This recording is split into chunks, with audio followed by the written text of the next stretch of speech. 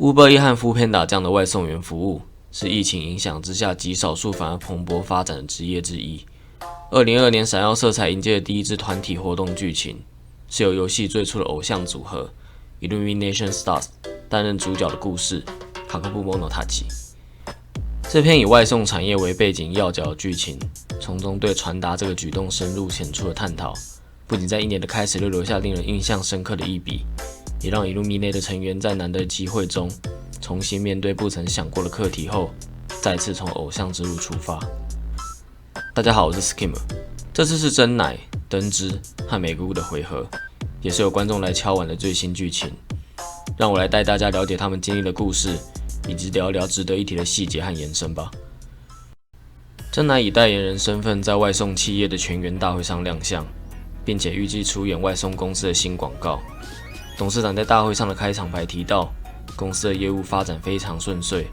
担任这样有头有脸的企业的代言人，说不紧张是骗人的。不过有了登之和美姑昨天在视讯会议上的打气，真乃就好好的完成了在大会上鼓舞员工的惊喜。而提到 Illuminate 的3人视讯会议，可能有人会注意到他们过去也是这样聚在一起讨论，只是直到最近是在美姑的 Support SSR One Day， 依旧是以集合到其中一人的家中，面对面说话的方式。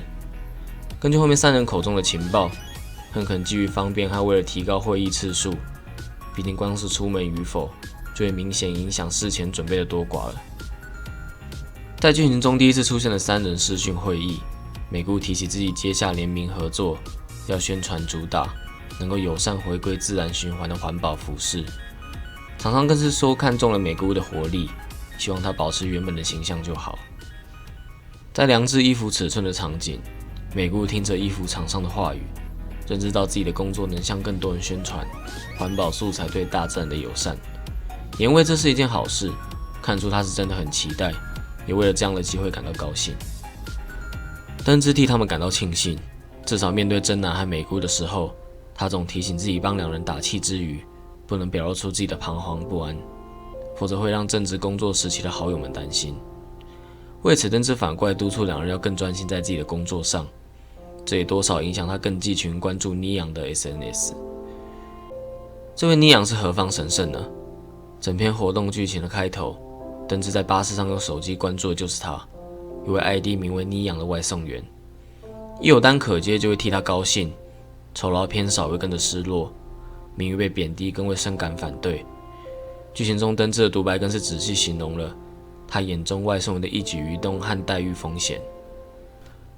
也许外送员的工作内容吸引登之的地方，是那份接单之后的前进，送达后取得报酬，就紧接着下一个目标的行动力。即使那是一份长期看下来反复完成短暂任务的单调职业，从其中感受到踏实的一步一脚印，让此时自认停滞不前的登之羡慕不已。不过将近4年下来的相处，真乃跟美姑怎么会看不出登之的不安呢？事实上，就连制作人都事先预想到，登之可能会因为只剩自己还没被指明工作而钻牛角尖。跟登之约好明天放学后去接送，一路上聊起近况和工作，登之感受得出制作人的不自然。学完后，原来是制作人在担心他。制作人从登之的口吻明白了共度这么多时光的Illuminate能靠共患难的情感去互相扶持，选择了相信登之对真乃和美姑的信赖，不会嘱咐到一旦登之发现想尝试的领域，也务必告诉制作人，同时承诺也会帮他去物色可能的工作。就算Illuminate是登之必须顾及的归属，自己的偶像之路也不该因此局限。2人が忙しい時に私が応援できる方がいいですし。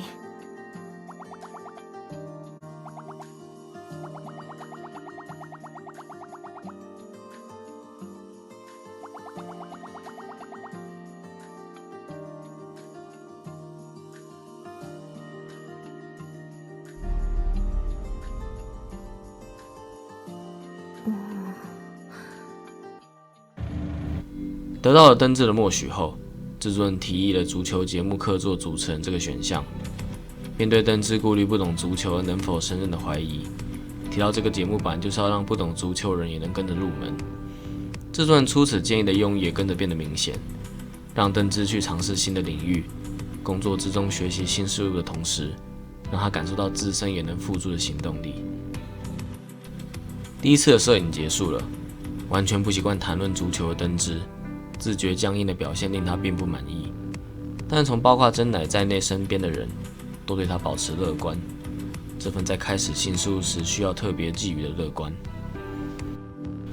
刚才也提到登之容易钻牛角尖的性格，组团这么久的真乃和美姑是了解的，也因此节目结束后，他们在 SNS 发出了声援的公开讯息。而这个体贴的举动也确实让登之安心许多，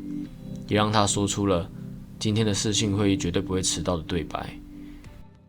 風野日和の VAR 来週もお楽しみに。バイバイ。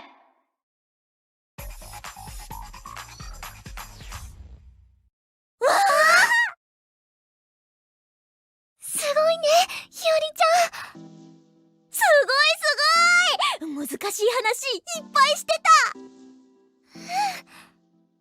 風野日和の VAR 風野日和の VAR バイバイバイバイ。マノ、もうアップしちゃってもいいかな。そろそろ着替えとかも終わってるかも。それじゃあマノとメグルも VAR。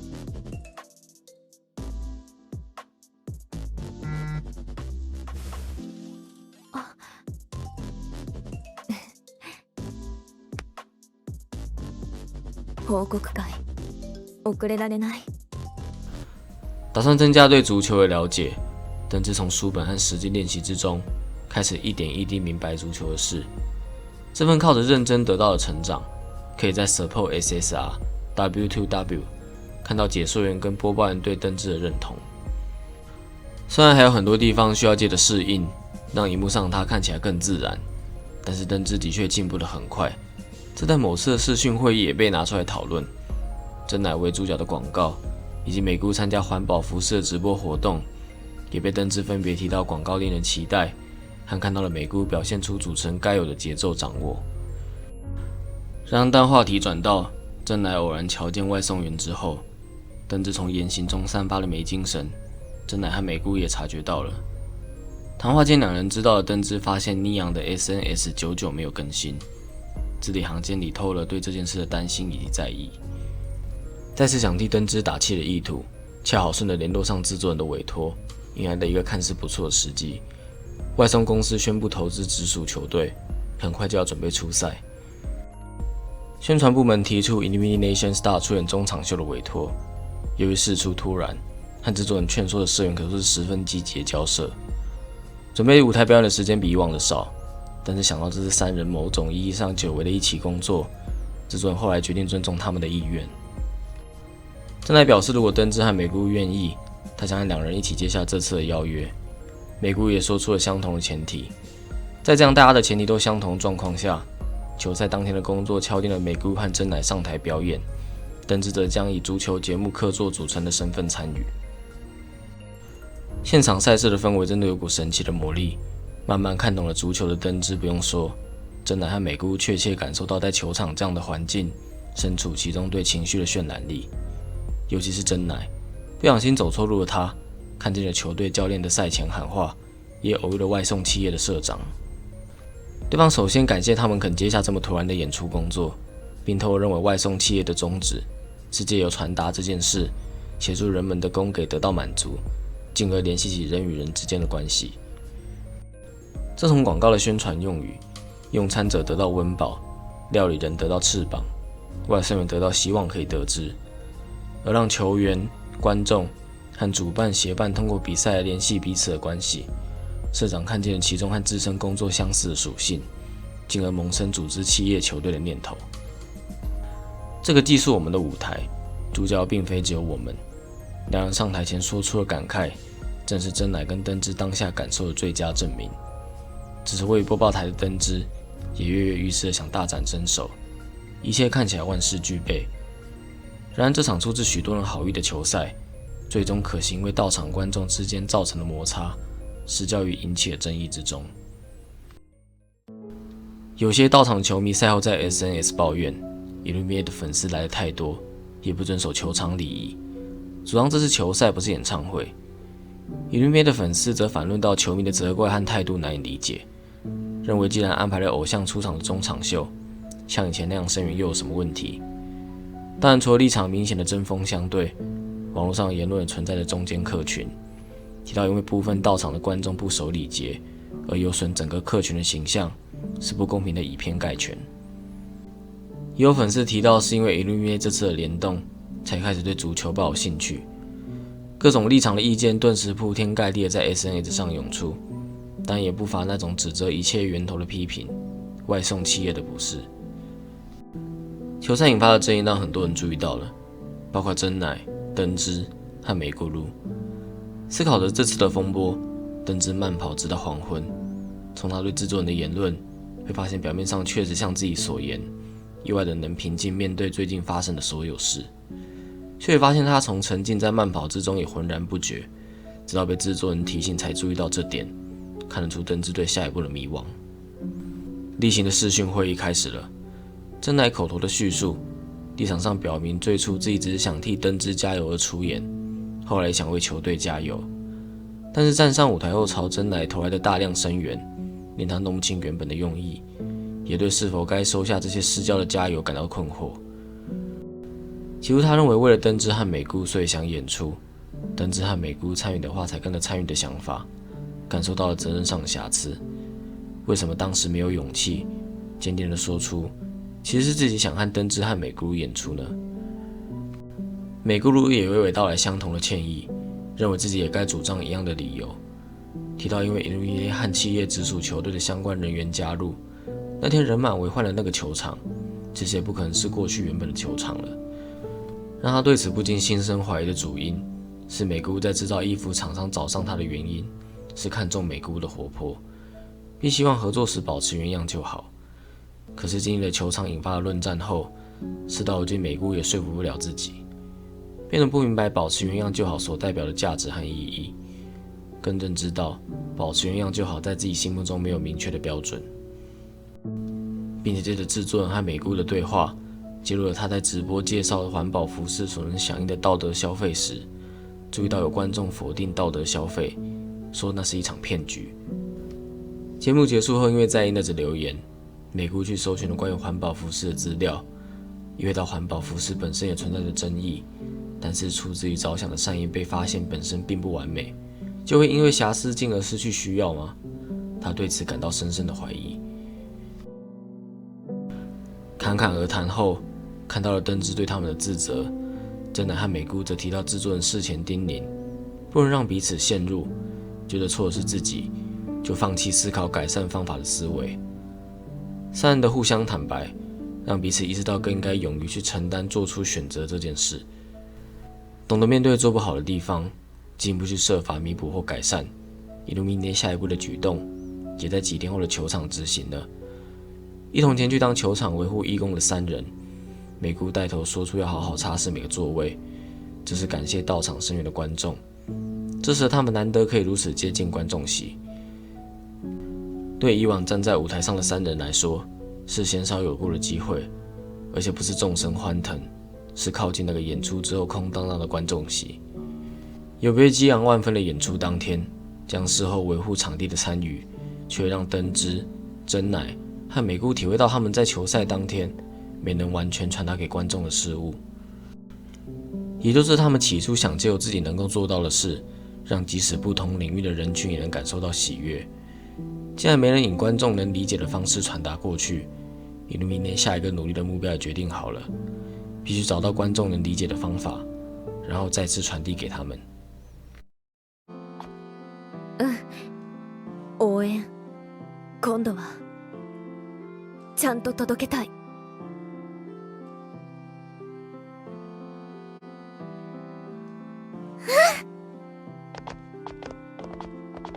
离开球场后，从食物的话题提及到外卖，登之说尼养记起车祸的教训，现在只会在出发前发文。被问到是否会想见到尼养的庐山真面目，登之只是笑笑的说不是特别感兴趣，告诉了真乃和美咕噜原本他对外送员那样可以不断前进的存在，抱持着羡慕而关注，如今正知道自己也能做到，以及必须有自己去做才有意义。登之下定决心把这份心情转化成动力，先为了自己而努力，直到有一天这份行动力让看见的人得到启发，也变得想努力。搭配上制作人提到的，首先是一个人，再有这样的每一个人慢慢形成一个团体。这篇以外送为主轴，也提到环保素材、球场礼仪等等题材的活动剧情，随着登之当代表做出了结论，跟着拉下了哈コブモノタチ的帷幕。どこかで走って頑張ってる人がいるって、そう思うと自分も頑張ろうって思えて、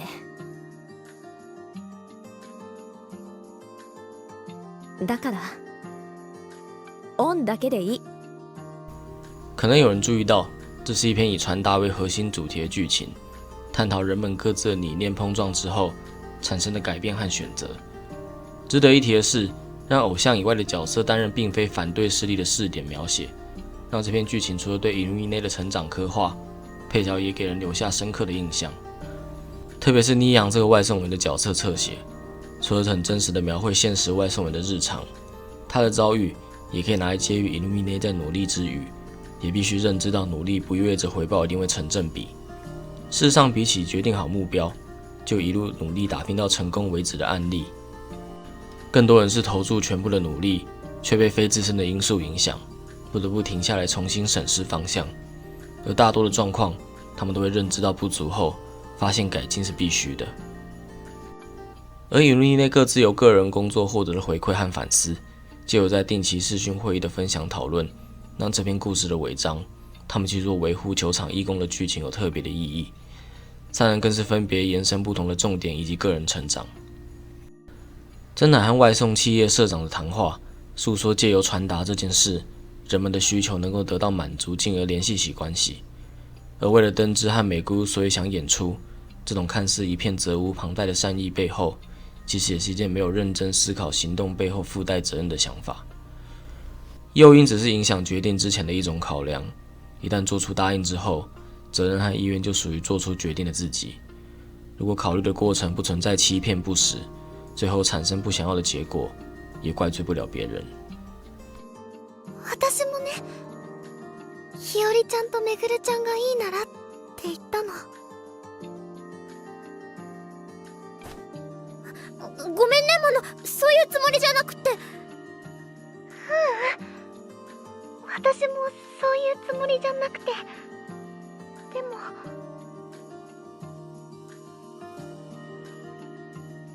出たいってどうして言わなかったんだろうって。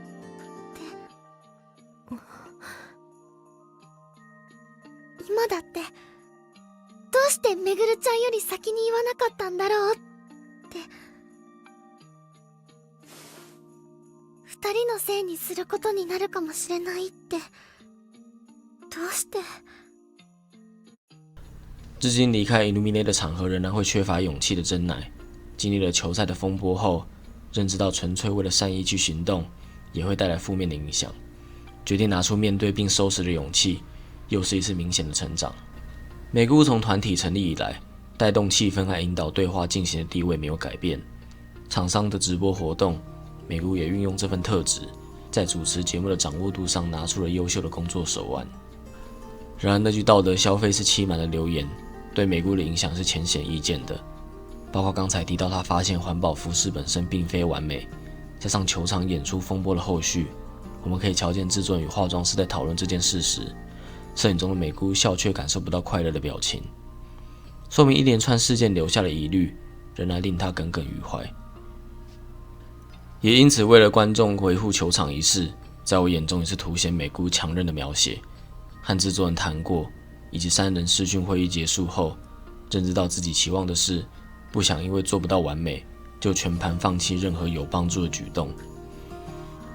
曾经感叹过那天的球场由于许多人的参与，而不再是原本过去的球场，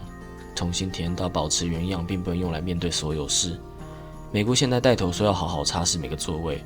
说明了他在心态上准备好积极面对争议事后的弥补。这在最新的 PSSR Kyun Kome 的出演的美国也有出现相似的一面。私のお洋服の仕事あるでしょ。みんなのこと考えるお洋服。この前ライブしてる時にね、コメントで欺瞞って言われたんだ。漢字が読めなかったんだけど、調べたら嘘とかごまかしって意味だったの。それでいろいろ検索してみたら、ああいうお洋服もいいことばっかりじゃないんだって。でももしそうなら、みんなのことは考えなくていい、みんなのことを考えるお洋服はいらないってことになっちゃうのかな。再来是灯之，就像作为活动剧情的开场人物，就像活动舍波卡他是主角那样，说哈克布莫的塔吉是以灯之为轴心人物，也绝非言过其实。而活动舍波卡 W2W 也是在这篇活动叙事上不可或缺的一环。除了让并非偶像的工作伙伴解开灯之自卑的心结，让他不会因为对方是熟人就觉得称赞只是在安慰自己，同时经验老道的足球解说员跟播报员不厌其烦地向新手的灯之教导顶球一事，我认为也是在暗示因为球场礼仪而发生争执的新旧粉丝，事实上消弭理解上差异的最实际示范。也就是有经验和知识的人对新人循循善诱，而新人得抱持学习并吸收的心态去承接这份出自尊重同领域的其他人所制定出来的规则。说到底，不论是球场礼仪也好，偶像活动的现场守则也罢，都是基于保障每个到场观众的权益，才去限制每个人一定程度的自由。了解这点，再回到整个哈扣布蒙的塔吉的中心主题传达，比起事后指责然后追究负责任的一方，将自己坚持的规则和理念用沟通的方式告诉不了解的人，是实质上更容易达到互相理解的方法。制作人对 Illuminate 的叮咛，不能想的是自己的错就让反省结束，要找到实质改善的方法，加强带出了完全投入负起责任这个观念。我认为也暗示了哈扣布莫诺塔吉这篇以传达为核心的剧情安排由 Illuminate 的成员去演绎的最大理由。起初以传统王道偶像为风格的 Illuminate， 从感谢祭剧情开始，三人想证明他们也能够具备其他方面的实力，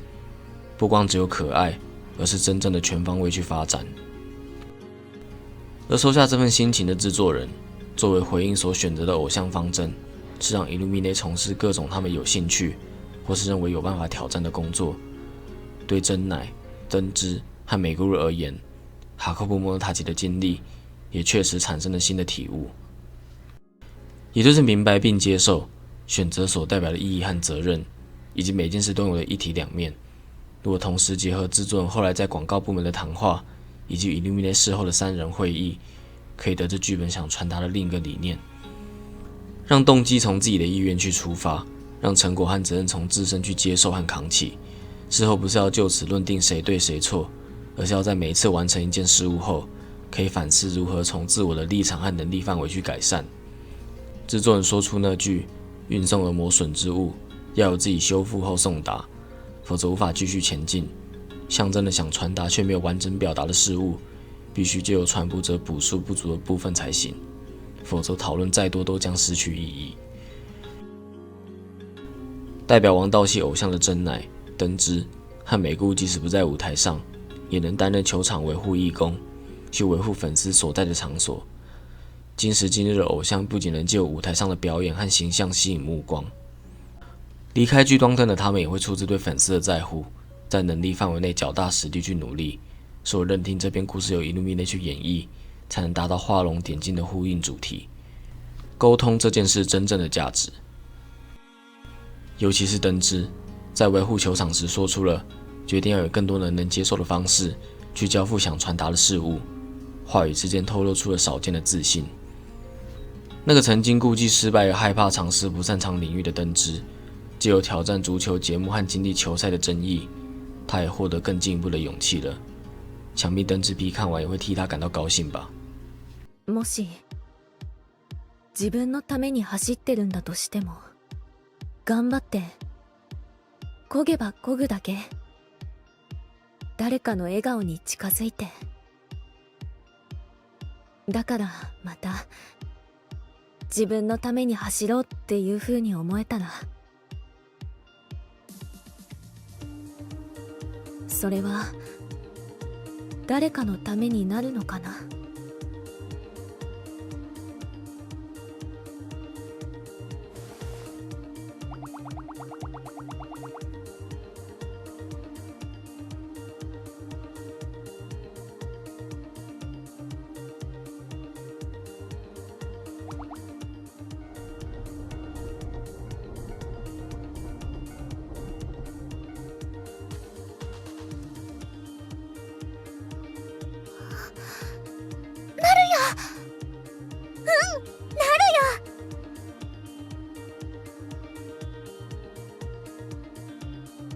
そうなるって信じててほしい。我是 Skim， 感谢你看到最后。哈克布蒙塔吉触及了许多时事相关的题材，也在剧情收束的桥段，借由真乃、灯之和美咕噜的对话，把想要探讨的事物自然的串联在一起，平淡却很好呈现了一个具体的主旨。是我继《Star and 猪百蜜》之后最喜欢的一路以内剧情。你喜欢这篇剧情吗？有什么印象深刻的地方吗？不妨讨论看看吧。下支影片见喽！